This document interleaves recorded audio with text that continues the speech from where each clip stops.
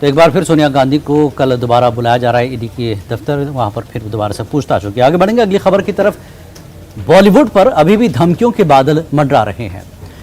सलमान खान के बाद अब कैटरीना कैफ और विकी कौशल को भी धमकियां मिल रही हैं सोशल मीडिया के जरिए। इंस्टाग्राम पर धमकी भरे पोस्ट आ रहे हैं लगातार।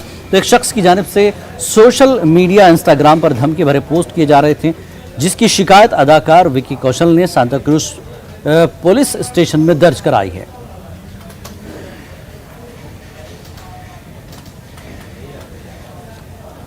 तो अदाकारा कैटरीना कैफ और उनके शौहर को विकी कौशल को सोशल मीडिया पर धमकी मिली और पूरे मामले पर जानकारी लेंगे। अमित हमारे नुमाइंदे मुंबई से हमारे साथ जुड़ चुके हैं। अमित, सलमान खान के वालिद को खत मिला, सलमान खान को धमकी दी गई है, अब विकी कौशल और कैटरीना कैफ को भी धमकी भरी है। तो बॉलीवुड पर खतरे के बादल मंडरा रहे हैं, धमकियों के बादल मंडरा रहे हैं। पुलिस स्टेशन में किस तरह की शिकायत की गई, क्या कुछ पुलिस इस पर एक्शन ले रही है? निश्चित तौर पे अभिनेता विक्की कौशल ने मुंबई के सेंटा को पुलिस स्टेशन में शिकायत दर्ज कराई है और विक्की ने एक व्यक्ति के खिलाफ शिकायत दर्ज की है।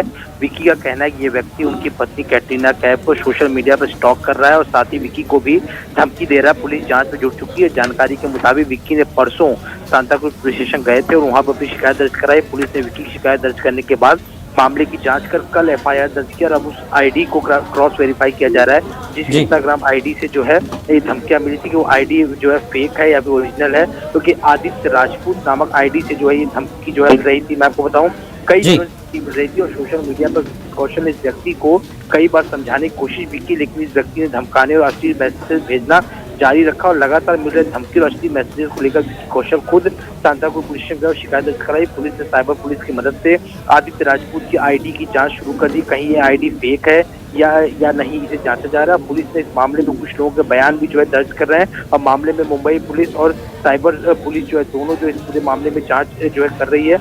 मैं आपको बताऊं इस मामले में जो एफआईआर दर्ज की गई है सीआर नंबर 911/2022 अंडर सेक्शन जो लगाया गया 5062 354D और आईपीसी की सेक्शन जो आईटी का एक्ट 67 इसके तहत मामला दर्ज किया है और लगातार इस पूरे मामले की जांच पड़ताल जारी है। जी, बहुत बहुत शुक्रिया अमित इस जानकारी के लिए।